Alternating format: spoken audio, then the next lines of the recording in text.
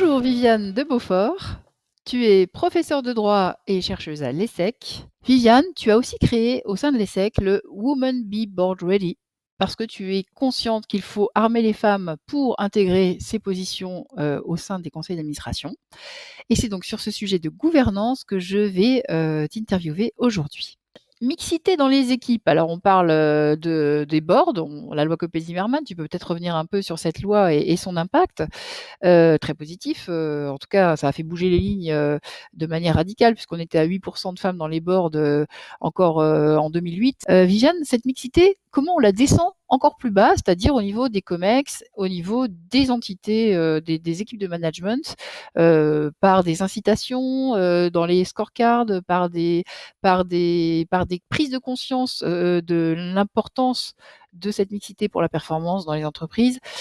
Qu'est-ce que tu peux nous en dire et comment on infuse au niveau des COMEX? Si on revient à la loi Copé-Zimmermann, on ne va pas revenir sur les débats, mais ce qui nous paraît une évidence maintenant, alors qu'en fait, ça a été vraiment un combat terrible, un combat très très difficile, parce que c'était un combat conceptuel. La question du quota, d'introduire un outil comme un quota légal parce que les choses n'évoluaient pas, ça a été extrêmement complexe. L'intelligence de cette loi, c'est qu'elle était progressive, à la fois en termes de périmètre d'entreprise et à la fois en termes de timing, de temps. Okay, donc, on y est arrivé, oui, je suis d'accord avec toi, et non. Alors, qu'est-ce que je veux dire par là? On y est arrivé, oui, parce que quand tu regardes tes, je dirais, middle next, hein, après le BF 120, les compartiments ABC, comme on dit, on y est. On a tenu les délais, on y est. Mais il y a deux limites. Une limite de périmètre sur les entreprises plus petites. Il ne faut quand même pas oublier, à cause de la Covid, c'est bizarre, personne n'en a parlé, que 2020, c'était la dernière échéance, c'était l'échéance qui concernait les boards des entreprises de 250 salariés. Or, nous n'avons aucun moyen pour vérifier, parce que tant qu'on n'a pas les datas, on ne sait pas où elles en sont, donc on ne peut rien dire, on ne peut pas fixer d'objectifs, on ne peut pas sanctionner éventuellement. Il y a vraiment un trou dans la raquette. Voilà. D'accord, Le d'accord. deuxième trou dans la raquette, tu l'évoquais, et on espérait qu'il y aurait un effet d'entraînement de la loi Copé-Zimmermann sur cet espace-là, c'est les CODIR COMEX. On s'est aperçu alors qu'il était quasiment nul jusqu'à, je dirais, 2-3 ans, et que c'est pas la loi Copé-Zimmermann qui a créé un effet, c'est une nouvelle revendication parallèle qui a montré que la loi Copé-Zimmermann n'avait pas essaimé sur la question de l'exécutive. On n'avait touché que ce qu'on appelle le non-exécutif, c'est-à-dire les administrateurs indépendants en recrutant des administratrices de D'accord, l'extérieur. indépendante, d'accord, mais pas sur les administrateurs exécutifs. Oui, d'accord, OK. Voilà. D'où l'interrogation actuelle et les prises de position, parfois pour des quotas, parfois pour d'autres outils, incentives. Et ça va être l'objet d'un débat à l'Assemblée nationale. Moi, je suis convoquée le 25 janvier, je crois. Ça va D'accord. être un débat en Zoom. D'accord. Donc, je suis convoquée. Je suis auditionnée à l'Assemblée nationale sur cette question-là parce qu'ils remettent la question sur la table. Est-ce qu'il faut des quotas sur les CODIR? Si oui, sur quel périmètre? Quel délai? D'accord. Donc, je réfléchis à ça. J'ai une posture assez claire là-dessus. Voilà, parce que je pense En tout qu'on cas, ne peut pas raisonner. c'est dans les sujets vraiment prioritaires, dans les questions les Ouais. plus, voilà, c'est le plus grand nombre de questions posées au board lors des AG 2020, ça a été le sujet de la diversité dans les équipes. Donc, Oui, tu as ça de la mixité, puis après tu as la question de la oui, non, diversité, excuse-moi, qui est mixité, encore on un est autre d'accord. sujet. Mixité. C'est encore un autre sujet qui est Oui. la question aussi de l'âge. Moi, je vois qu'étant donné qu'on a besoin de nouvelles compétences, il y a un rajeunissement extrêmement important des conseils d'administration, des COMEX, des CODIR, et je dirais tant mieux. Moi, j'ai 60 ans et je suis complètement d'accord avec le fait de laisser ma place à des plus jeunes. Voilà, Juste pour place info, maintenant je l'ai en disponible, tête, voilà. la moyenne d'âge des conseils d'administration, c'est 57 ans aujourd'hui en France, en tout cas. Oui, et c'est pas assez jeune encore. C'est vrai. Il faut rajeunir encore. Mmh. Mais je pensais surtout au CODIR parce que c'est les opérationnels qui sont aux commandes et qui proposent des plans. Il faut jamais oublier que le conseil d'administration est là pour valider, pour contrôler que ça a été fait, mais pas pour faire. La dirigeance, autrement dit la direction, Opérationnel, elle est dans les CODIR et les COMEX. Et c'est pour ça que l'enjeu de la place des femmes dans les COMEX et les CODIR, elle est aussi importante bien sûr.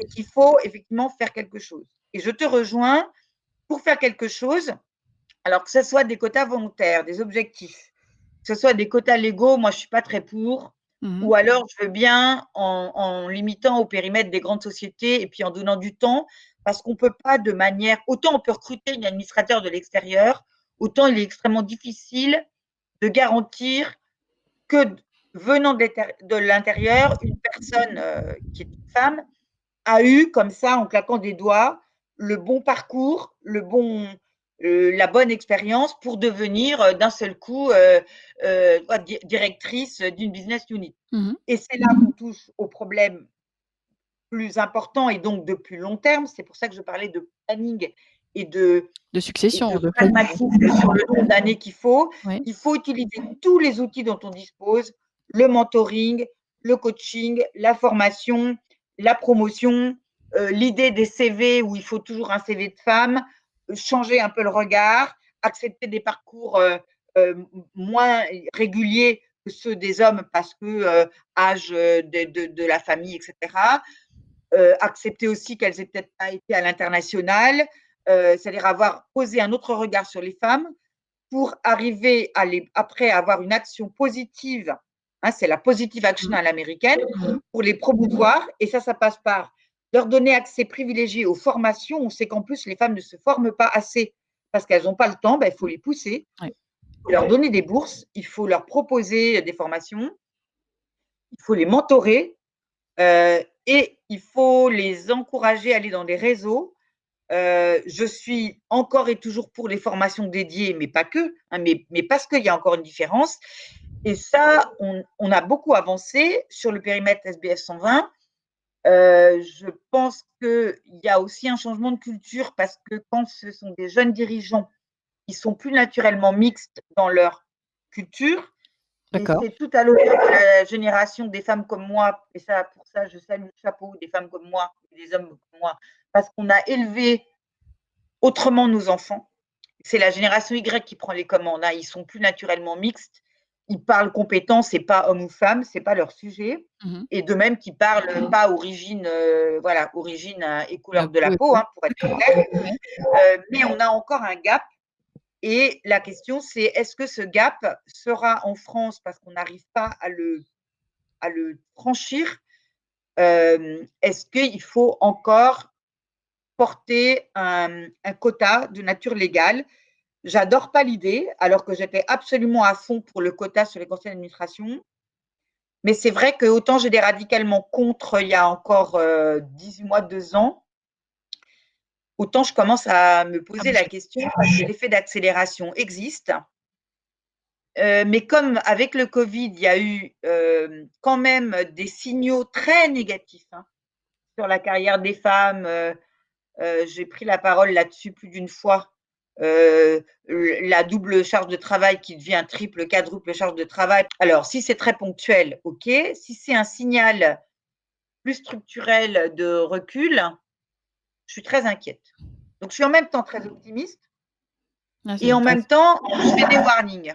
Il y a des warnings à faire. Attention, le dispositif sur l'égalité femmes-hommes avec les déclaratifs et les points des entreprises de notre ancienne ministre du Travail est certainement un outil qui permet de cranter les choses, un peu comme le ratio d'équité sur les rémunérations des patrons. On voit. Et je pense que ça serait intéressant d'intégrer, je crois que c'est une proposition qu'a fait Elisabeth Moreno avant de se positionner sur pour ou contre un quota sur les CODIR. Elle a déjà proposé, et je suis à 150% pour, qu'on intègre dans les critères de l'égalité femmes-hommes et du baromètre la question de la proportion des femmes dans les CODIR. Mmh. Et ça, pour moi, c'est une évidence. Bah oui, le fait C'est de facile à mesurer, faire ça aide aussi à prendre des décisions autour du problème. Ça, c'est sûr que si c'est pas et qu'on accorde beaucoup de points à ce critère-là. et comment il Tu vois, ça évolue? serait Et comment il évolue, oui, voilà a et priori. qu'on puisse l'idée c'est de suivre, bien sûr, de suivre, Mmh, les objectifs, 50. parce que moi je m'étais dit qu'un horizon, tu vois, on est en 21, je me disais un horizon, 23 puis 25, un peu comme Copé-Zimmermann avec, tout le SBF 120 doit être, à 30 puis à 40 et puis ensuite on descend sur les 500 et puis on descend sur les 250. Hein, la même démarche, tu vois, en Mmh. donnant du Du temps, progressif ça et serait ouais, voilà, c'est pas délirant. Parce qu'il faut être pragmatique, sinon c'est contre-productif. Mais d'accord, en étant pragmatique, voilà. Et puis pour quelles raisons? Bah, pour toutes les raisons du monde. D'abord des raisons de parité, parce qu'on est la moitié de la population, parce qu'on est plus que la moitié des diplômés et puis parce qu'on apporte, un autre regard. Ça a été prouvé par des tas et des tas, d'enquêtes, d'études, essentiellement américaines au départ et puis maintenant européennes, en termes de rentabilité, mais aussi en termes de capacité à gérer les équipes, de regard d'agilité, sur la RSE de et je dirais créativité, en ouais. temps de Covid, Mmh, je dirais aussi, de bienveillance, d'attention au capital humain. Moi, je veux plus parler de RH, je ne veux plus parler de RH. Je d'accord. parle de capital C'est plus un humain mmh. et je suis très fière que l'ESSEC ait décidé, en décembre qu'on ne parlait plus de direction des RH, on parle de direction du capital humain. Toi, tu as D'accord. le capital humain, tu as le capital financier et c'est un mix des 2 harmonieux avec les arbitrages qu'il faut, qui fait que ton entreprise, se sort de la Covid. Mmh. Voilà. Et entre plus facilement et survit dans un monde complètement, complexe, incertain, ambigu, enfin, voilà, ça aussi, ça va être, Voilà, un parce qu'il élément faut favorisant. Mmh, plus d'agilité, ça veut dire aussi d'accepter de confronter les points de vue. bien sûr. Si c'est pour, parce que ça aussi, hein, des femmes pour des femmes, Mmh. no way, quoi. Mmh Moi, mh. mon combat pour les femmes, c'est pas un combat que pour les femmes. Bien sûr. C'est un combat parce que je suis persuadée et j'ai fait des tas d'études là-dessus et j'ai porté ça avec beaucoup de d'autres femmes, un peu pionnières. C'est que les femmes sont capables d'apporter un autre regard à condition qu'elles conservent leur identité, Tout à fait. leur particularité, parce que sinon, ça n'a aucun intérêt de se suradapter, de devenir quelquefois pire Mmh mh. Non, non, on partage que le vieux modèle. Viviane et on partage aussi cette idée du 33 enfin de ce seuil à partir duquel La pro Ouais, la voilà, proportion minoritaire, c'est ça. absolument, qui a été définie pas du tout sur les hommes et les femmes. Moi, j'aime bien le dire souvent parce que les Oui, gens savent pas d'où ça sort ce truc. oui, C'est Serge Moscovici qui a fait ce travail sur les quotas, dans les universités américaines, qui a réalisé qu'en deçà d'à peu près 30 c'est la proportion minoritaire suffisante. Ces minorités à l'époque, donc hispaniques et puis noires, qu'on avait intégrées, ne délivraient pas leurs promesses alors que c'était des étudiants de bonne qualité, parce qu'en fait, ils étaient ou tétanisés, c'est ce qu'on appelle l'évitement, tu vois? mmh. On bouge plus, Minoritaire donc ou ils tétanisée, se ouais. suradaptaient et donc ils adoptaient les mêmes comportements que les autres, Donc aucun qui intérêt n'apportaient en termes de rien à leur d'agilité. différence. Mmh mh.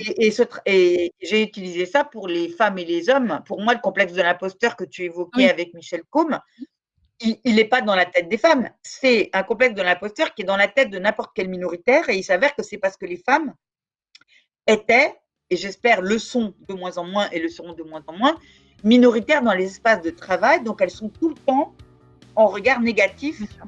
par rapport à un modèle qu'elles n'ont pas construit. La question, c'est quand est-ce qu'on leur donne la possibilité de le construire pour Mmh qu'il soit mixte. mh. Mmh mh. Merci immensément Viviane pour, bah, ces précieux témoignages d'une grande experte engagée, courageuse et de conviction. Merci beaucoup Viviane.